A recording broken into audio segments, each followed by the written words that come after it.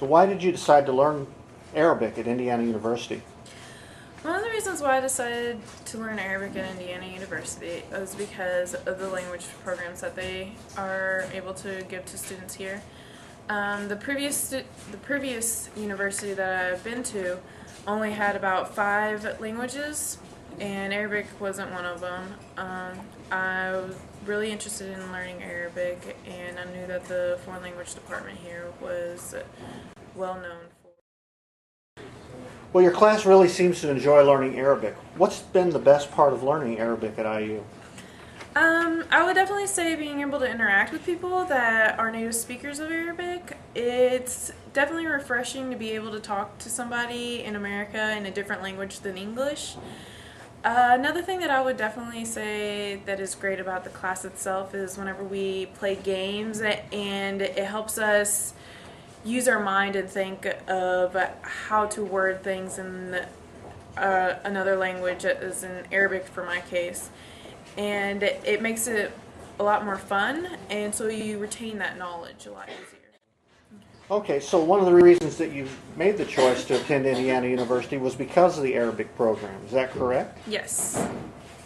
How does the college experience of learning a foreign language differ from your high school language experience?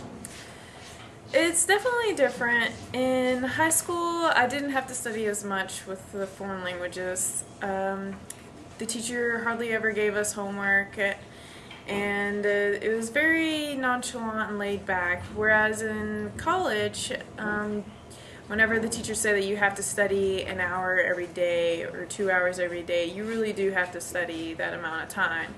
Because if you don't, then you get behind in class, and it gets so far behind that you can't catch up with what you're learning at that moment.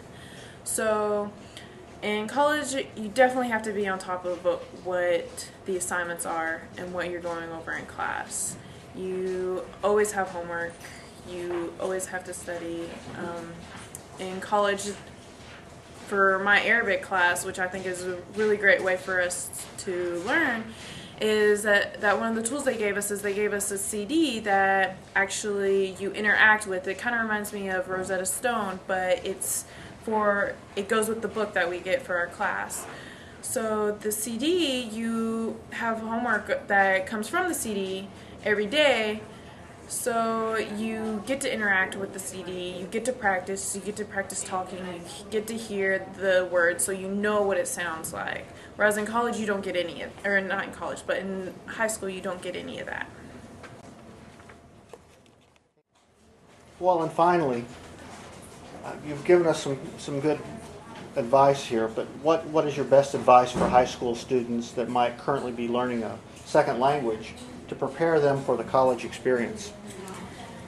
One of the things that high school students need to realize now is that while you're young, you are able to retain a lot more knowledge a lot more easily. Definitely use that to your advantage. Take the extra effort. Go to the library, rent a book, rent a CD or DVD that's in Arabic, or whatever language you're wanting to learn, and take that time, that extra time, to study it and improve your knowledge so that whenever you come to college, you'll already have a base for how it's going to be like here. Make sure that you keep the intensity while you're younger and retain that knowledge, so that it's a lot easier for you to adjust to the language programs in college.